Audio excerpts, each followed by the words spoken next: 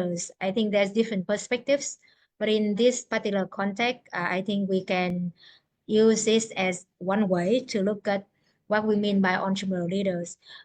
We can see it as somebody who put a group of people together or have an organization or a business where they actually drive that organization or the business to create values with the productivity, responsibility, risk takings, and also a very like community-based driven mindset.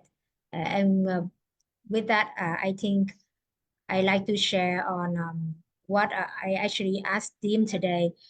That I think is a book that I published recently based on the stories of leaders in Vietnam who work in innovation and entrepreneurship. You can see Tim is on the cover of the book, and many others who are either innovation leaders or businesses leaders, and who really focus on innovation and entrepreneurship as the driven factors of their growth.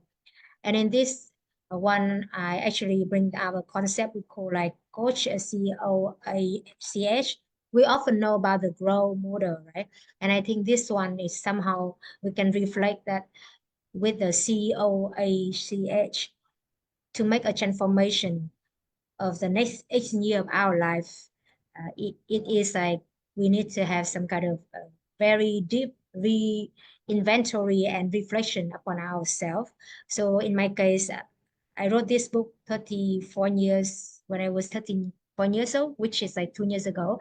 I'm 36 now. So let's say the key question of the book is what would be the life you want to live in the next 8 year of your life?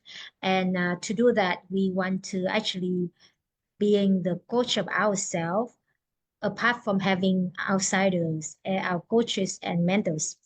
And we can start with create that clarity for ourselves, and then have the optimized outputs with action and community and habits.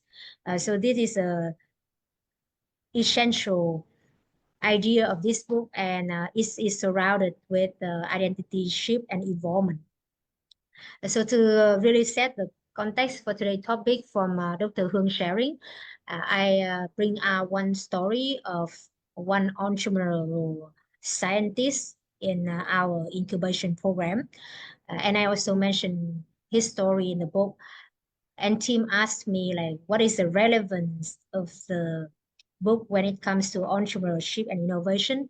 So this story, this founder, he is a scientist. He has 20 years experiences in researching in robotics, and he has worked in Korea or developed countries, and really great at robotics and R&D in general. And then he wanted to come back to Vietnam to actually optimize the Vietnam intellectual, and also know how to create a story of a Vietnamese startup can actually bring great values to the value chain. So he wants to replace the repetitive work of workers in the factories or in general by his robotic solution. And when he came to our incubation program, our team handling his is supporting with this program too. He wanted to commercialize his research ideas. And we know that research ideas in general has only less than 10% of them actually successfully commercialized. So when he came, he is kind of solo founder, has around 5 engineers, and he also has an angel investor. They wanted to really create a business around his invention. So I actually asked him one question. What would be the one thing you would be changed when you step into the commercialization journey?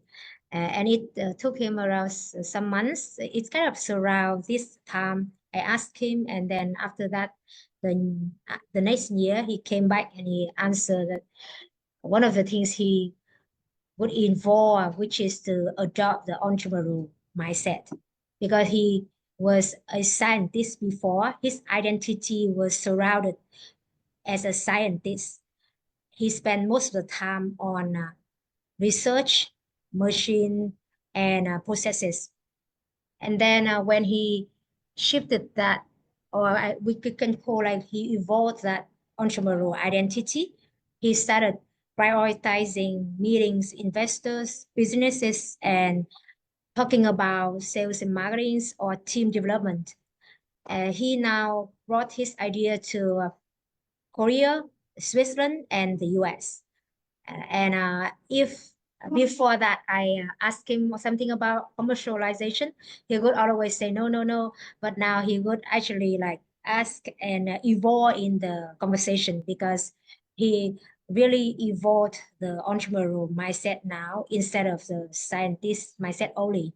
And you can see in the picture, the beginning he kind of like with the machine, and after that he now shaking hand and working with other people to really bring his research to life. In this reinvention of this founder story, I think the very core of that is to have the clarity on the goal, the importance of your goal, and then the clarity of the identity you need to evolve, and then having the list of outputs and action and communities around you to support you and the habit. For example, the habit he has built is to regularly work with our investor and our mentors. And with that community, he shifted his mind and also the results in his business.